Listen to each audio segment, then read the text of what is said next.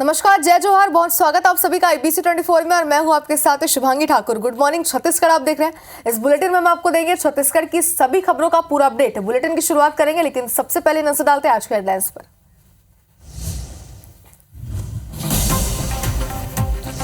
दिल्ली दौरे पर मुख्यमंत्री विष्णुदेव साय, गृह मंत्री अमित शाह और पार्टी अध्यक्ष JP नड्डा से की मुलाकात। लोकसभा और राज्यसभा प्रत्याशी को लेकर की चर्चा। लोकसभा चुनाव को लेकर बीजेपी का मंथन जारी। आज रायपुर में होगी चुनाव समिति की बैठक। CM साय, प्रदेश प्रभारी ओम माथुर और सह प्रभारी नितिन नवीन होंगे शामिल। छत्तीसगढ़ में विधानसभा के बजट सत्र का आज चौथा दिन। वित्त मंत्री OP चौधरी पटल पर रखेंगे आर्थिक सर्वेक्षण। राज्यपाल के अभिभाषण पर भी होगी चर्चा।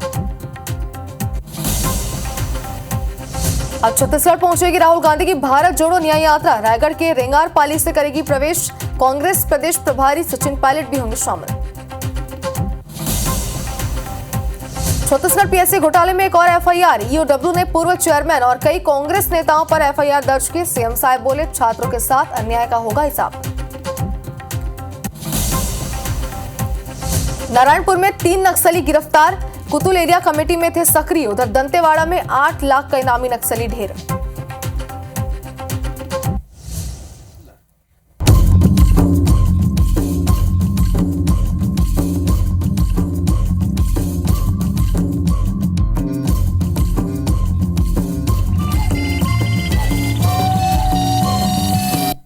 तो खबरें देखते हैं विस्तार से और बुलेटिन की शुरुआत करेंगे इस वक्त की बड़ी खबर के साथ। और सबसे पहले बात करेंगे CM विष्णुदेव साय के दिल्ली दौरे की। कल रात पार्टी नेताओं से उन्होंने दिल्ली में मुलाकात की है। आपको बता दें कि केंद्रीय गृह मंत्री अमित शाह से CM विष्णुदेव साय ने मुलाकात की है। इसी के साथ ही पार्टी अध्यक्ष JP नड्डा से भी मुलाकात कर रहे हैं। लोकसभा और राज्यसभा के प्रत्याशियों को लेकर के चर्चा हुई है, फिलहाल ये बताया जा रहा है। तो तस्वीरें भी कुछ हमारे पास आ चुकी है उनकी मुलाकात को लेकर, जो आप टीवी स्क्रीन पर देख सकते हैं। दिल्ली दौरे पर है छत्तीसगढ़ के मुख्यमंत्री विष्णुदेव साय और कल रात उन्होंने पार्टी के दिग्गज नेताओं के साथ मुलाकात की है। तस्वीर आप देखिए, केंद्रीय गृह मंत्री अमित शाह से उन्होंने मुलाकात की और उनके साथ इन तस्वीरों में भी नजर आ रहे हैं पार्टी के राष्ट्रीय अध्यक्ष JP नड्डा। और बताया ये जा रहा है कि इस मुलाकात में कई सारे मुख्य विषय हैं, कई सारे मुख्य मुद्दे हैं, खासतौर पर लोकसभा चुनाव जिसको लेकर के चर्चा हुई है। लोकसभा और राज्यसभा के प्रत्याशी को लेकर के इसमें चर्चा हुई उनकी मुलाकात में, ये बताया जा रहा है। और ज्यादा जानकारी के लिए हमारे संवाददाता स्टार जन हमारे साथ जुड़ गए। स्टार, तस्वीरें भी सामने आ चुकी है। JP नड्डा और अमित शाह से उन्होंने मुलाकात की है। कई सारे सियासी मायने इसके निकाले जा रहे हैं क्योंकि लोकसभा चुनाव बेहद ही नजदीक है। क्या ये मान सकते हैं कि प्रत्याशियों के चयन को लेकर बातचीत हुई तो इंतजार जल्द खत्म हो सकता है?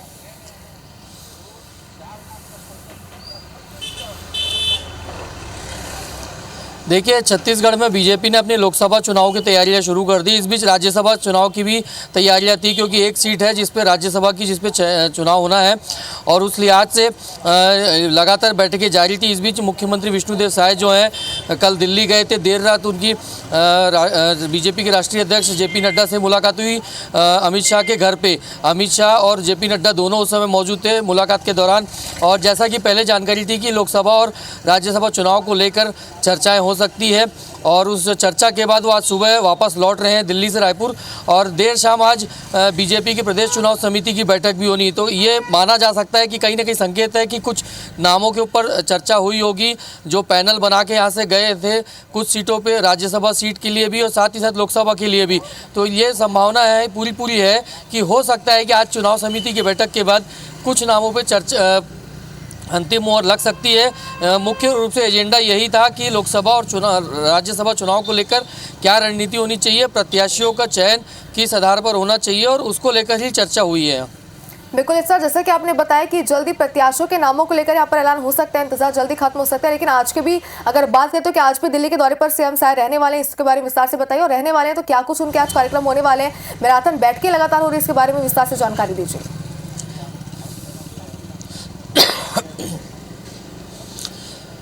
देखिए, जो जानकारी है कि कल देर रात वो दिल्ली के लिए रवाना हुए थे शाम 7 बजे करीब और रात के ही उनकी अमित शाह और जेपी नड्डा से मुलाकात हो गई है और उसके बाद आज सुबह वापस वो दिल्ली से रायपुर आ रहे हैं और जब वो वापस आएंगे तो उनसे बातचीत होगी और समझ में आएगा कि क्या क्या चर्चाएं हुई हैं। चूँकि आज बीजेपी की प्रदेश चुनाव समिति की बैठक है जिसमें प्रदेश प्रभारी ओम माथुर और सह प्रभारी नितिन नवीन भी शामिल रहेंगे और खुद सीएम विष्णुदेव साय भी उस बैठक में शामिल रहेंगे। तो ये माना जा सकता है कि कल जो उनकी बैठक हुई है शायद नामों को लेकर अंतिम चर्चाएं हुई होंगी कुछ सीटों पे और जैसा कि पहले कयास लगाए जा रहे थे कि फरवरी के पहले सप्ताह या दूसरे सप्ताह में बीजेपी जो है कुछ सीटों पे अपने प्रत्याशियों की घोषणा कर सकती है, तो उस पर भी अंतिम चर्चा होकर उन नामों का भी निर्णय लिया जा सकता है। और आज दिल्ली में नहीं है, कुछ देर बाद सीएम विष्णुदेव साय रायपुर लौट आएंगे और दिन भर विधानसभा की कार्रवाई में शामिल होने के बाद शाम के बीजेपी के प्रदेश मुख्यालय कुशाभाऊ ठाकरे परिसर में जो प्रदेश चुनाव समिति की बैठक है बीजेपी की, उस बैठक में वो शामिल होंगे। बिल्कुल इस तरह, तो जैसा कि आपने कहा कि आज वो रायपुर वापस लौट जाएंगे तो जाहिर सी बात है मीडिया से बातचीत करेंगे और सभी की निगाहें इस पर टिकी हुई कि मुख्यमंत्री मीडिया से बातचीत में क्या विशेष जानकारी अब देते हैं। नजर बनाए रखिएगा, अपडेट आपको देते रहेंगे। आगे बढ़ते हैं और राजधानी रायपुर से एक और बड़ी खबर आपको दिखाते हैं। बीजेपी चुनाव समिति की आज बैठक है, कुशाभाऊ ठाकरे परिसर में बैठक होगी। लोकसभा चुनाव की रणनीति पर चर्चा होगी। बीजेपी प्रदेश प्रभारी ओम माथुर बैठक में शामिल होंगे, सह प्रभारी नितिन नवीन भी मौजूद रहेंगे। सीएम साय, प्रदेश अध्यक्ष किरण देव भी शामिल होंगे। चुनाव समिति के सदस्य भी मीटिंग में मौजूद रहेंगे। तो बड़ी खबर इस वक्त आपको दिखा रहे हैं, जैसे कि हमारे संवाददाता स्टार जैन भी हमारे साथ जुड़े हुए थे जिन्होंने इस बैठक को लेकर के भी जानकारी विस्तार से हमें दी थी। और आपको बता दें कि बीजेपी के प्रदेश प्रभारी से मौजूद रहेंगे, साथ ही सह प्रभारी नितिन नवीन भी इस बैठक में मौजूद रहेंगे। तो सीएम साय, प्रदेश अध्यक्ष किरण देव भी इस बैठक में शामिल रहेंगे। और अब बात करते हैं राहुल गांधी की भारत जोड़ो न्याय यात्रा की। आज छत्तीसगढ़ पहुंच जाएगी राहुल गांधी की भारत जोड़ो न्याय यात्रा। रायगढ़ के रेंगारपाली चेक पोस्ट से छत्तीसगढ़ पहुंचेगी यात्रा। सुबह करीब 10:30 बजे छत्तीसगढ़ पहुंचेगी न्याय यात्रा। उड़ीसा पीसीसी चीफ बता दें कि दीपक बैच को यात्रा का झंडा सौंपेंगे। रेंगारपाली में आमसभा को भी राहुल गांधी संबोधित करेंगे।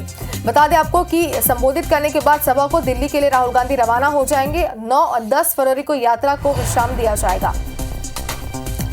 ज्यादा जानकारी के लिए हमारे संवाददाता अविनाश पाठक हमारे साथ जुड़ चुके हैं। अविनाश, आज छत्तीसगढ़ पहुंचने वाली राहुल गांधी की भारत जोड़ो न्याय यात्रा, बताया जा रहा है कि तमाम जो दिग्गज है पार्टी के वहां पर डेरा जमाए हुए हैं, लगातार तैयारियों को लेकर वो जायजा ले रहे हैं। ऐसे में आपसे ये जानना चाहते हैं कि तैयारियां कहां तक पहुंच चुकी है, कितनी तैयारियां की गई, साथ ही भी बताइए कि रायगढ़ की जिस जगह पर राहुल गांधी की भारत जोड़ो न्याय यात्रा पहुंचने वाली उस जगह की क्या विशेषता है, वहां से कहां जाएगी यात्रा, पूरा विस्तार से बताइए।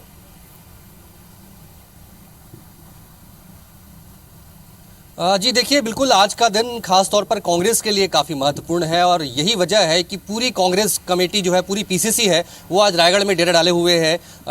जो तय कार्यक्रम है राहुल गांधी की न्याय यात्रा वो झारगुड़ा से रवाना हुई है और तकरीबन 10 बजे के आसपास छत्तीसगढ़ बॉर्डर पर कनकतुरा जो गांव है वहां से एनएच के मार्ग से छत्तीसगढ़ में प्रवेश करेगी। रेंगालपाली के पास जो छत्तीसगढ़ की सीमा है वहां पर पीसीसी अध्यक्ष दीपक बैच जो है वो उस यात्रा का ध्वज अपने हाथों में थामेंगे और उसके बाद यात्रा जो है उससे कुछ दूर पर रेंगालपाली के पास जो गाँव के किनारे एक स्थल है वहाँ पर आमसभा राहुल गांधी की होने वाली है। और मैं आपको बता दूं कि इस यात्रा को लेकर पीसीसी ने खासी तैयारियां की है। देर रात की बात करूं तो देर रात पूर्व सीएम भूपेश बघेल हैं वो यहां पे पहुंच चुके हैं। सचिन पायलट जो छत्तीसगढ़ के प्रभारी हैं वो यहां पे पहुंच चुके हैं। चरणदास महंत पहुंच चुके हैं। इसके अलावा आला जो दिग्गज नेता हैं वो लगातार पहुंच रहे हैं और छत्तीसगढ़ बॉर्डर पर राहुल गांधी की इस यात्रा का वेलकम किया जाएगा। और हालांकि आमसभा के बाद दोपहर 12 बजे के आसपास राहुल गांधी फिर से दिल्ली रवाना होने वाले हैं और 9 तारीख और 10 तारीख अगले 2 दिनों तक जो उनका कैंप है, जो क्रू मेंबर्स है, लगभग 125 लोगों का क्रू मेंबर्स हैं, वो रायगढ़ में रहने वाले हैं। और 11 फरवरी को एक बार फिर 11 बजे के आसपास राहुल गांधी रायगढ़ पहुंचेंगे और यहां से उनकी यात्रा कंटिन्यू होगी। उस दौरान उनका पदयात्रा भी होने वाला है। उसके बाद फिर वो आगे कोरबा और फिर शक्ति और फिर कोरबा के लिए रवाना होने वाले हैं। तो जाहिर तौर पर ये जो यात्रा है वो काफ़ी महत्वपूर्ण मानी जा रही है।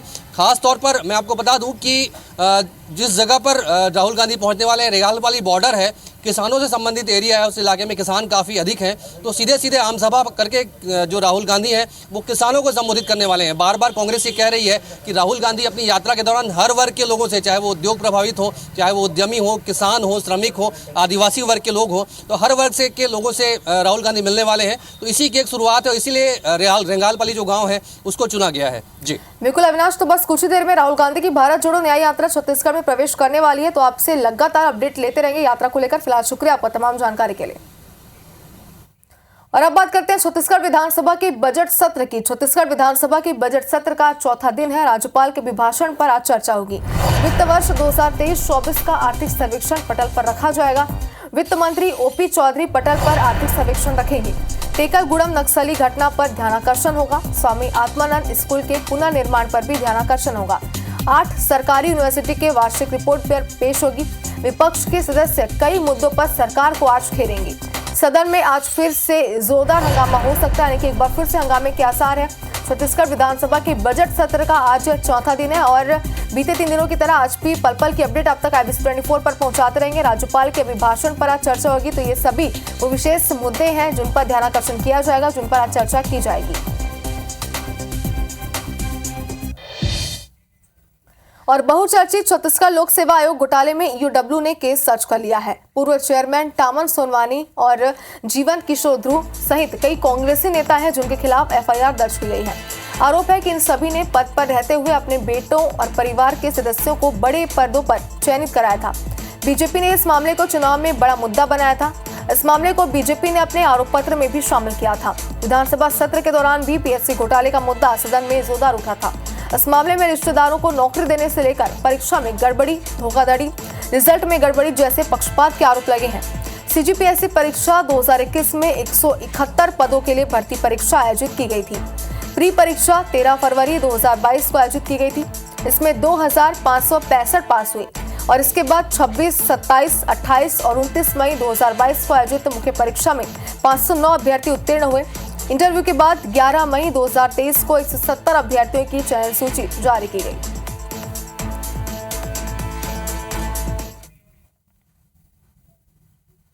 आर्थिक अपराध अन्वेषण ब्यूरो मतलब ईओडब्ल्यू ने एक और FIR दर्ज की है। बताया जा रहा है कि जो CGPSC जो घोटाला हुआ था, जिसमें साल 2020-21 में असिस्टेंट प्रोफेसर की जो भर्ती हुई थी, उसमें जो है वहाँ के जो उस समय के जो तत्कालिक जो चेयरमैन थे टामन सिंह सोनवानी, उसके अलावा अगर बात करें सचिव जीवन सिंह ध्रुव जो हैं, उनके खिलाफ ये मामला दर्ज किया गया है। इसी ACBOW में मामला दर्ज किया गया है। इस पूरे मामले में ननकी राम कंवर ने भी इसमें एक आवेदन दिया था, जिसके बाद जो वर्तमान सरकार है उसने जो है ये उसमें CBI से जांच कराने की मांग उसमें की गई थी। उसके अलावा अगर बात करें तो यहाँ पे अब जो है गृह विभाग के एक प्रतिवेदन पे ये मामला यहाँ पे दर्ज किया गया है। इसमें बताया जा रहा है कि कई राजनेता भी इसमें FIR में शामिल है। हालांकि कौन कौन उसमें राजनेता इसमें शामिल है,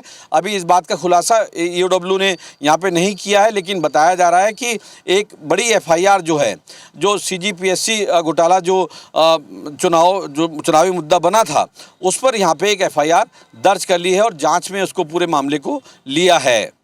कैमरामैन योगेंद्र शर्मा के साथ तहसीन जैदी, IBC 24 रायपुर। और चलिए अब बात करते हैं महतारी वंदन योजना के। तो बता दें आपको कि महतारी वंदन योजना के फॉर्म भरे जा रहे हैं। 3 दिन में 16,81,000 महिलाओं ने फॉर्म भरा है। कल जमा हुए थे 8,73,391 आवेदन। तो महतारी वंदन योजना को लेकर के जो इंतजार था वो खत्म हो चुका है। पंजीयन की प्रक्रिया शुरू होने से ही लगातार देखा जा रहा है कि महिलाओं में गजब का उत्साह इस योजना को लेकर के है। 3 दिन में 16,81,000 महिलाओं ने फॉर्म जमा किया और इसी बात से आप अंदाजा लगा सकते हैं कि कितना उत्साह महिलाओं में है। आपको बता दें कि ऑनलाइन और ऑफलाइन दोनों ही मोड में पंजीयन की प्रक्रिया पूरी की जा रही है, फॉर्म भरवाने की प्रक्रिया पूरी की जा रही है, ताकि महिलाओं को दिक्कतों का सामना न करना पड़े। अपनी सुविधा के अनुसार वो ऑनलाइन ऑफलाइन दोनों ही मोड में अपना फॉर्म जमा करा सकती हैं।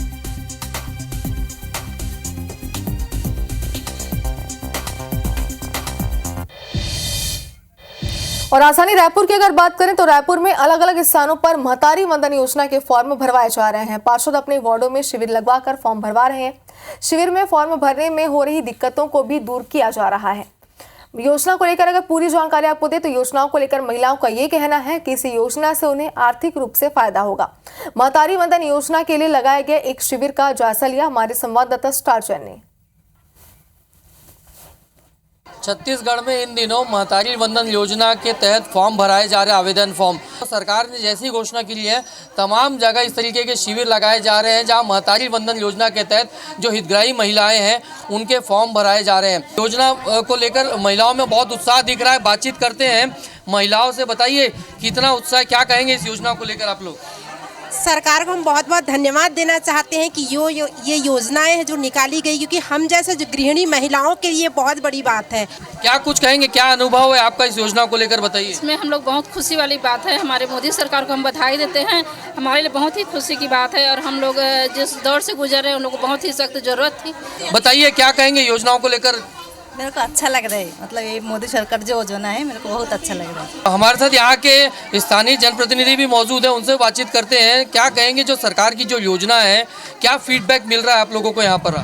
जी, इस योजना के लिए बहुत सी महिलाएं सुबह से 11 बजे से यहाँ पर शिविर में आ रही हैं और हमारी पूरी टीम उनका जो कार्य सरल करने के लिए, जैसे यहाँ पार्षद भी बैठी हैं, निवास प्रमाण पत्र हो गया, विवाह प्रमाण पत्र हो गया, परित्यक्ता प्रमाण पत्र हो गया, इन सबको वो अटेस्टेड भी कर रही है। महिलाओं में और बाकी लोगों में भी जो व्यवस्थाएं शिविर में की गई है उसको लेकर उत्साह यहाँ देखने को मिल रहा है। यहाँ कैमरामैन अजय गुर्जर के साथ स्टार जैन, IBC 24 रायपुर। नारायणपुर से आपको बड़ी खबर दिखाते हैं। पुलिस ने 3 नक्सलियों को गिरफ्तार किया है। अबूझमाड़ के बेड़मा मेटा के जंगल से गिरफ्तारी हुई है। सर्चिंग के दौरान नक्सली ने पुलिस पर हमला किया था। पकड़े गए नक्सली कुतुल एरिया कमेटी में सक्रिय थे। 3 बंदूक, डेटोनेटर, बैटरी और दैनिक सामान जब्त किए गए हैं। बता दें कि DRG और STF टीम की संयुक्त कार्रवाई है। कोका मेटा थाना इलाके की ये पूरी घटना बताई जा रही है।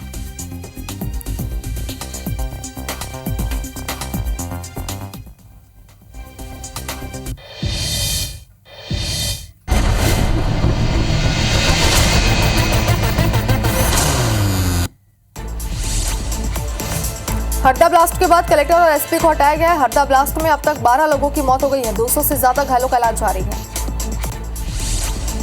हरदा ब्लास्ट के 3 आरोपियों की कोर्ट में पेशी होगी। राजेश अग्रवाल, सुमेश अग्रवाल और रफीक खान कोर्ट में पेश होंगे। CM डॉक्टर मोहन यादव आज दिल्ली दौरे पर रहेंगे। CM आज शाम 6 बजे दिल्ली के लिए रवाना होंगे। CM स्थानीय कार्यक्रमों में शामिल होंगे। लोकसभा चुनाव की तैयारी में बीजेपी जुट गई है। आज बीजेपी की लाभार्थी संपर्क अभियान की कार्यशाला होगी। प्रदेश अध्यक्ष VD शर्मा कार्यशाला में शामिल होंगे। मध्य प्रदेश विधानसभा के बजट सत्र का आज दूसरा दिन है। विधानसभा में द्वितीय अनुपूरक बजट पेश होगा। विभागीय मांगों का लेखा जोखा रखा जाएगा। रतलाम के जावरा स्टेप पर गाज गिरी है। CM डॉक्टर मोहन यादव के निर्देश पर हटाया गया। किसानों के साथ अभद्रता पर एक्शन लिया गया। हरदा मामले पर पूर्व मुख्यमंत्री कमलनाथ का बयान सामने आया। उन्होंने कहा कि बहुत ही दुखद हादसा है, ये पूरी तरह से प्रशासन की लापरवाही है। लोकसभा चुनाव से पहले महाकौशल में कांग्रेस को बड़ा झटका लगा है। जबलपुर के महापौर समेत कई नेता बीजेपी में शामिल हुए। CM डॉक्टर मोहन यादव और VD शर्मा ने सभी को सदस्यता दिलाई। राहुल गांधी की भारत जोड़ो न्याय यात्रा मार्च महीने की शुरुआत में मध्य प्रदेश में प्रवेश करेगी। प्रदेश में यह यात्रा 698 किलोमीटर का सफर तय करेगी। मुरैना में तेंदुए का शव मिला है। कुंवारी नदी के पुल के पास पहुंचकर वन विभाग की टीम जांच में जुटी है। कैलारस के नैपरी गांव के पास की घटना है। नीमच के बरखेड़ा गांव के पास एक युवक की संदिग्ध परिस्थितियों में लाश मिली है। परिजनों ने हत्या का आरोप लगाते हुए हंगामा कर दिया। परिजनों ने ज्ञापन सौंपते हुए मामले में निष्पक्ष जांच की मांग की है। ग्वालियर के माधवगंज थाना क्षेत्र में नाबालिग से दुष्कर्म का मामला सामने आया। घटना की जानकारी पीड़िता ने अपने परिजनों को दी। परिजनों की शिकायत के बाद आरोपी को गिरफ्तार किया गया। इंदौर से चंदननगर थाना क्षेत्र में स्कूल बस और ट्रक में भिड़ंत हो गई। यूटर्न लेने के दौरान हादसा हुआ। जबलपुर में युवक ने युवती को गोली मार दी। युवती को निजी अस्पताल में भर्ती किया गया है। खरगोन के बिस्टान थाना क्षेत्र में एक युवक पर अज्ञात बाइक सवार 2 युवकों ने फायरिंग कर दी। घायल को इलाज के लिए अस्पताल में भर्ती कराया गया है। खरगोन के गुरुशरण एकेडमी स्कूल के बस ड्राइवर की लापरवाही सामने आई है। ड्राइवर ने बिना चेक किए बस को लॉक कर दी।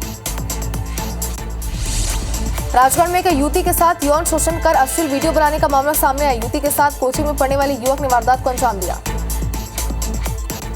सिंगरौली के डिग्री कॉलेज और कन्या कॉलेज में फैली अव्यवस्थाओं को लेकर ABVP कार्यकर्ताओं ने रैली निकाली और इस दौरान कलेक्ट्रेट कार्यालय का घेराव किया। सिवनी कोतवाली पुलिस ने गौवंश पर शिकंजा कसा। 43 मवेशियों के साथ 2 आरोपी गिरफ्तार हुए। सतना में जर्जर भवन का बाजुआ गिरने से मजदूर की मौत हो गई। जर्जर भवन का बाजुआ निर्माण का काम चल रहा था। उज्जैन के लालपुर क्षेत्र में युवक की लाश मिली है। ट्रेन से गिरने या सुसाइड मामले में पुलिस जांच कर रही है।